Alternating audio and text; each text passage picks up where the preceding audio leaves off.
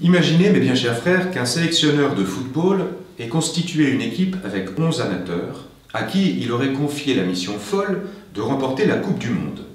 Même l'incompétent que je suis en football aurait hurlé au scandale. Eh bien, d'une certaine manière, il y a pire dans le dernier verset de l'évangile de ce jour. Non pas que Jésus ait jamais été sélectionneur de football, Dieu l'en préserve, je crois du reste qu'il aurait plutôt opté pour le rugby, mais enfin passons.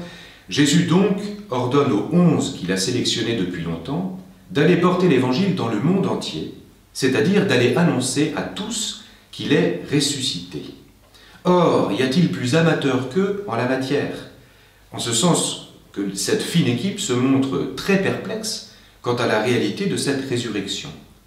On aurait pu penser que leurs hésitations n'allaient durer que quelques jours, le temps des premières apparitions du Christ, en gros, jusqu'à ce fameux dimanche de l'octave où, en présence de Thomas, le Christ ressuscité leur apparaît à nouveau.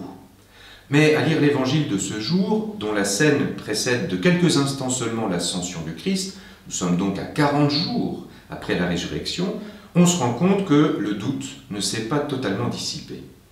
À lire la suite de l'histoire contenue dans les Actes des Apôtres, on peut même constater que le doute les accompagnera très longtemps encore. Alors certes, une fois que l'Esprit Saint aura fondu sur eux le jour de la Pentecôte, ils seront enfin acquis à la certitude que Jésus est bel et bien ressuscité. On les verra d'ailleurs avec un aplomb infaillible prêcher cela au péril même de leur vie. Mais il n'empêche que des doutes subsisteront toutefois, par exemple quant à leur propre capacité à s'acquitter de la mission apostolique. Au fond des geôles juives où on les jettera, ou des prisons de l'Empire où ils seront enfermés, au gré des avanies de toutes sortes qu'ils devront subir, tous se demanderont un jour ou l'autre s'ils sont bien les hommes de la situation. Certains encore douteront de l'opportunité d'aller annoncer l'Évangile à toutes les nations, comme l'avait demandé Jésus, ou au moins d'abandonner les observances de la loi juive à l'égard des païens qu'ils allaient rallier à l'Évangile. Il faudra attendre le concile de Jérusalem, première grande assemblée des apôtres, l'an 49 ou l'an 50 de notre ère, pour qu'une ligne commune soit définie, après de très houleuses discussions entre les apôtres à ce sujet. Bref, on découvre que le doute fait pour ainsi dire partie intégrante de la vie de foi des apôtres. On peut s'étonner que Dieu ait permis la subsistance du doute chez les apôtres eux-mêmes tout au long de leur carrière terrestre. N'eût-il pas mieux valu que le Seigneur dissipe définitivement cette faiblesse dans l'esprit et le cœur de ceux qu'il avait établis garants de la foi de leurs frères? Je vois pour ma part deux motifs essentiels pour lesquels il était bon que Dieu permette à ses apôtres d'éprouver le doute, et de façon durable. Le premier motif tient à ce qu'est la foi elle-même. On dit couramment que la foi consiste à croire sans voir. C'est parfaitement exact, mais c'est un peu court. Avoir la foi, c'est adhérer à la parole de quelqu'un, pour le principal motif qu'on lui fait confiance, et non pas d'abord parce qu'on pourrait vérifier ses dires par nos propres moyens. Ainsi, l'épreuve qui atteste qu'on est bien mu par la foi, et non pas par d'autres mobiles, c'est l'épreuve de l'obscurité.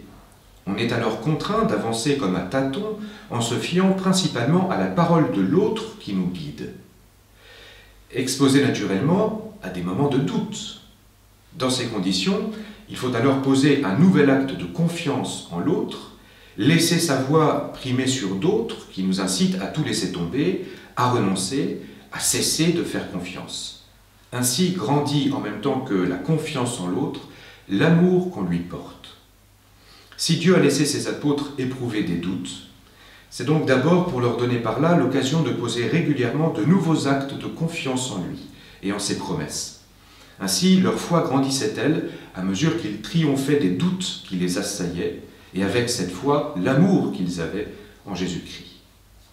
Le deuxième motif pour lequel le Seigneur n'a pas débarrassé d'emblée les apôtres de tout doute, c'est que Dieu ne voulait pas que les apôtres puissent s'enorgueillir de la mission qui leur avait été confiée d'amener les hommes à la foi en Jésus-Christ, ce qu'ils auraient immanquablement fait si tout leur était paru évident. Certainement d'ailleurs auraient-ils cru à tort que tout le fruit de leur travail leur était imputable, eux qui savaient, et non à Dieu. Il était nécessaire alors que reste bien présent à leur esprit combien ils étaient faibles, notamment à cause de leurs doutes, et qu'ils ne pouvaient tenir que parce que Dieu les fortifiait à tout instant. C'est dans ta faiblesse qu'éclate ma puissance. C'est ce que dira Jésus à saint Paul. Il fallait en outre qu'ils éprouvent eux-mêmes une certaine fragilité, qu'ils se sachent, comme le dira l'apôtre, des vases d'argile, pour compatir aux difficultés à croire qu'éprouveront les destinataires de leur prédication. Ces deux motifs, mes bien chers frères, sont exactement les mêmes qui expliquent que Dieu permette que nous autres, à la suite des apôtres, éprouvions de temps à autre le doute. On peut dire que l'Église, qu'on appelle à raison communauté des croyants, est aussi communauté des doutants, si l'on me passe ce néologisme. Du moins, la composante de l'Église qui est encore en pèlerinage sur cette terre, qu'on appelle Église militante, est, elle, pour une part, doutante. L'Église souffrante du purgatoire, l'Église triomphante du ciel, n'ont plus l'ombre d'un doute. Loin d'y voir la preuve, dans ce doute, d'une quelconque réprobation, d'un abandon de la part de Dieu, ou encore d'un péché dont nous serions coupables, c'est, qu'on me pardonne cette audace, avec reconnaissance que nous devons accueillir les doutes qui nous assaillent parfois. Le Seigneur les permet parce qu'il nous veut libres, et il attend de nous un acte de confiance sans cesse réitéré, même si nous n'y voyons goutte. Il se sert par surcroît de nos doutes pour entretenir en nous l'humilité et la compassion. Cependant, les apôtres ont sans cesse veillé à ne pas laisser le doute triompher.